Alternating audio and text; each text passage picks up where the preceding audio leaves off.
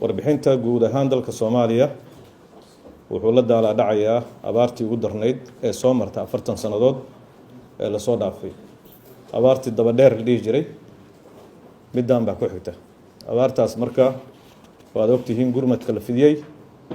midowgii Sofiyeeti oo markaas xooganaa oo dawladda Soomaaliya xiriir fiican la lahaa diyaaradihiisii in dad badan lagu soo daadgureeyay gobolada oo lagu geeyay koonfurta iyo meelihii wabiga u dhawaa. dad badan ay ku badbaadeen arrintaas gurmadkaas waagaas la fidiyay. marka abaartani waxay ka baaxad weyn tahay tii 2011 12 iyo tii 2016 17 kadib markii ay baaqdeen afar xilli roobaad oo xiriir ah ayaa sabab u ah. sababta koowaad musiibada abaartan oo aan horay loo arag ayaa saameysay in ka badan 7 milyan oo Soomaali ah, iyadoo ku dhawaad 45% bulshada Soomaaliyeed ay soo food saartay cunto yari aad u daran, lana qiyaasayo in 17 gobol ay macluul soo waajihi doonto bisha September 2022 haddii aysan dalka ka di'in roobabka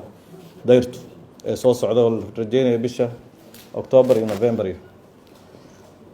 gobolka Banaadir baa ilaa xad oo asaguna ma aragtay aan xoolo iyo wax badan ku tiirsanayn ayaa ka badbaaday, laakiin isaga naftirkiisa waxaa laga yaabaa in dadkaas ay ku soo jabaan markay abaartu ay hadday sii xoogaysato. abaarta dalka ka taagan waxay saameyn taban ku yeelatay nolosha dadka, duuniyada iyo wax soo saarka oo dadkii beeraha iyo kulli ka shaqayn jiray oo dhan markii abaartu dhacday deegaamadoodii waa ka barakaceen. waxayna ku soo aaday xilli dalka ay ka jirto sicir barar baan adduunkiina dagaalka Ukraine iyo Ruushka u dhaxeeya uu saameeyay sicir barar badanna dalkeena hadeertaan dadkii ay la daala dhacayaan, taasoo waajib ka dhigaysa in gurmad qaran oo bini'aadamnimo oo degdeg ah lala gaaro dadka tabaalaysan. haddaba wasiirka wasaaradda arrimaha gudaha federaalka dib u heshiisiinta markuu arkay xaaladda degdegta ah ee bini'aadamnimo ee dalka ku jiro, markuu qiimeeyay baahida loo qabo in si degdeg ah looga jawaabo xaaladdaas, markuu tixgeliyay waajibaadka shaqo iyo mas'uuliyadda qaran ee loo igmaday, markuu la tashaday madaxda iyo mas'uuliyiinta wasaaradda, markuu arkay dastuurka qodobkiisa 99F iyo sharciga hay'adda Sodma qodobka 1 faqradiisa 6,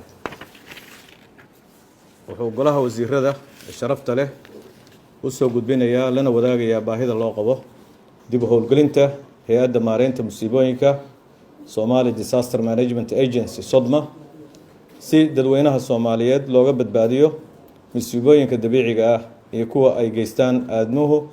loogana jawaabo xaaladda abaaraha ee daran ee hadda taagan.